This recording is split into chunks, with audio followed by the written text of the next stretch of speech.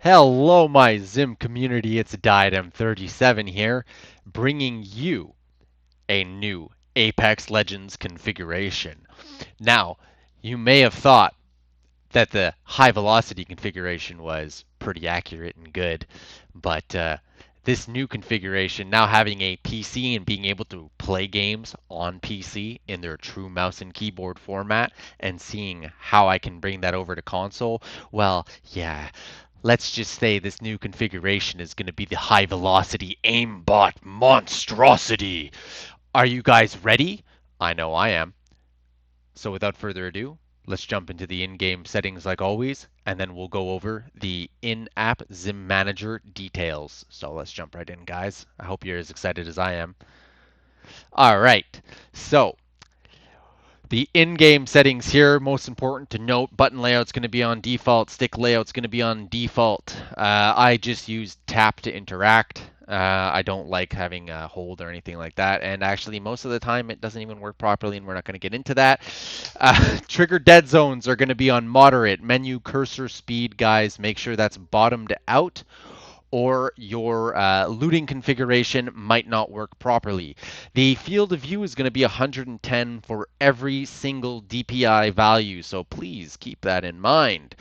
Now, for our advanced look control settings, the most important thing to note is going to be our dead zone at 16%. Everything else in that upper 3 bars is going to be on default. Auto response curve, those are default settings. Yaw speed, pitch speed, extra yaw, extra pitch, all of that's going to be maxed out, including in the ADS section. Target compensation is going to be on. After that, guys, this is crucial. Our per optics settings need to be on and as followed. So please make sure that that is done right. Now, for our in-app manager, the Zim manager, guys. Hello, I'm back. This one is going to be at 3200 DPI. I'm going to let this sit here for a second, let you guys get a good look at that. We are going to go over the details of this when I hit the benchmark 25,000 DPI. Like I said, there is a lot of information to go through in this video. I just decided to put these up because I do get a lot of questions. Hey, I'm running this DPI at this polling rate. Can you help me? So all of these are done at 1,000 hertz polling rate. Right here, this is a 12,000 DPI one. As I noticed that 3,200, 12,000 were the most common DPI values that I was asked to help. All right, our benchmark 25,000 DPI. I know my head's cutting that off. Deal with it. All right, guys. So as you notice from the last configurations, the sensitivities are the same. For those other DPI values, I did use the calculations that will be in the description below, like always, if you're running values that I didn't post. Obviously, I'm not going to post every single DPI range, or else this would be a never-ending video. So the major change here was actually with the boost at 1250. It just felt good. I'm not going to get into why. I was just playing with different values. This didn't feel like an overbearing aim assist. Very easy to control with 12,050 boost, as well as simulate analog behavior. Now, a creature feature, comfort feature, quality of life feature, whatever you want to call it here, is the walk button up here to my right. Left on the screen, it's my right in real life, whatever. So we're going to have this bound to left control. Now, normally left control is run for me or sprint, but in Apex Legends, I have auto sprint on. Any game that offers that, I usually put that on.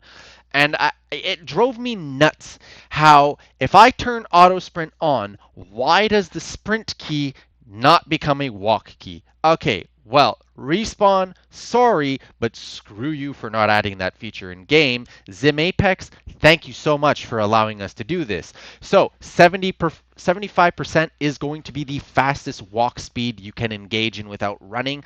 Did I play with minor numbers like bringing it to 77? No, I tested it at 80%. 80% would sometimes engage in sprint, sometimes it wouldn't. So I said, you know what? 75%, good. It walks all the time.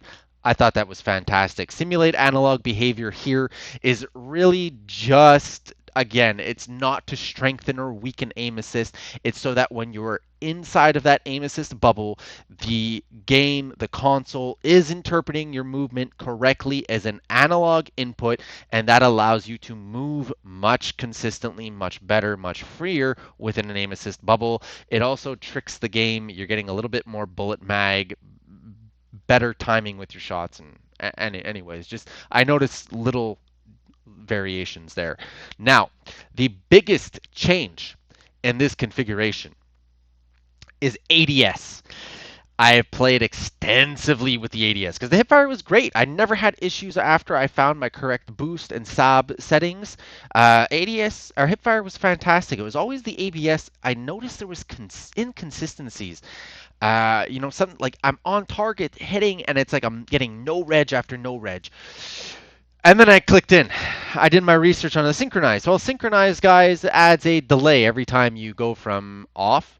You're getting no delay. The Zim Apex is not synchronizing your input in any form or way. This reduces input latency or lag. When you go to default, it's adding some bufferings, I'll call them, to smoothen out or just make your mouse feel a little bit better here and there without any additional settings. Great, fine. You're introducing input latency. So the higher up you go, common and slow. Now, I've heard a lot of people, a lot of other Zim configurators use slow because it gives you the strongest aim assist. No, it gives you the biggest delay in your input, so all you feel is aim assist. But it is not giving you the strongest aim assist. It is actually giving you the most inconsistent, god awful aim assist. I've tried it. Trust me. So for ADS in every single DPI value, synchronize off. This sensitivity 21. If you're running 25,000, guys, please, I'm going to put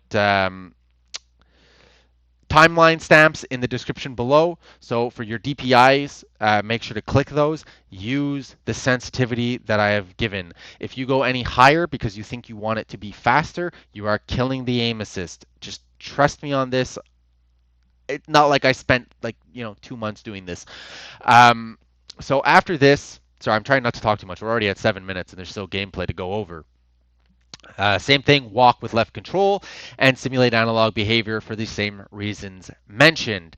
I do have a video on how to get your looting and inventory configuration to work. I am not going over that today as like I said, there's a lot to go over. But so again, these were all posted for different DPI values. For 25,000 DPI, 64 is the sensitivity with synchronize off. Once again, fastest response time.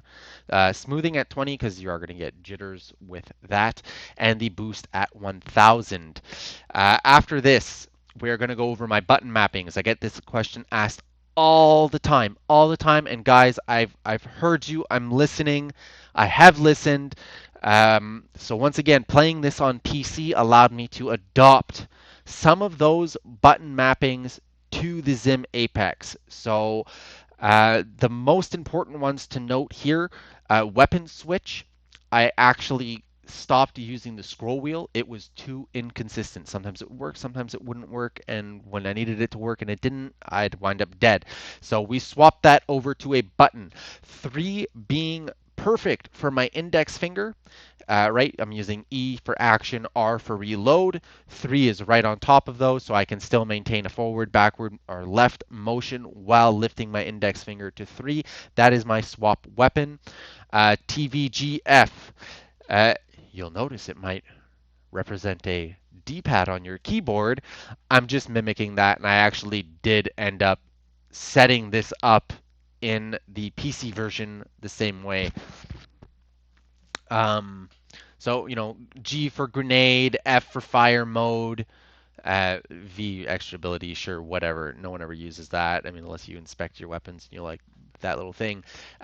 B is actually going to be for bag or game menu here. It's going to be our start button. And map, M for map. Escape is going to be our guide. Now, I do have some alternate settings because I really wanted this to work more like PC than ever before. So yes, you can see here, C is bound for crouch. Again, just a little alternative. R for reload. Two, because you have two guns, so three and two are what I use. I don't like reaching over with my ring finger to hit one. Anyways, me personally. Um, so what I really want to note here is the ping and tactical ability. So the LB/RB bumpers. I bound X to both of those. So when your ultimate ability is ready, you're not stressed about timing those buttons because I have had it where I've tried clicking both of those buttons and I've chucked my ring or I've grappled by accident instead of setting up a zip line or whatever, using the ultimate ability. So this, once that ultimate's ready, one tap, it simultaneously is activating both of those buttons. So you've essentially turned your ultimate ability into one button to press now. Guys, that pretty much sums it up. And we're going to have the gameplay coming up. And guys, check out the gameplay if you want to see this configuration in action. This is squad wipe after squad wipe in arenas. I did solo dropping in trios because I was like, YOLO, whatever, let's do it. Yeah, guys, again, thank you so much for watching. I really hope this Zim configuration works in your favor. I hope you can appreciate the extra settings that I put in there for everybody that's using different DPI values and doesn't want to have to do the calculations themselves. I'm sorry for doing that in every video. There's just a wide range of DPI values to go over. I thought that might be easier, but as I go, I learn what are the most commonly used DPI values. Um, Guys, if the video helped, make sure to hit that thumbs up, leave comments if you have any questions, and I will catch you in the next video. Once again, guys, enjoy.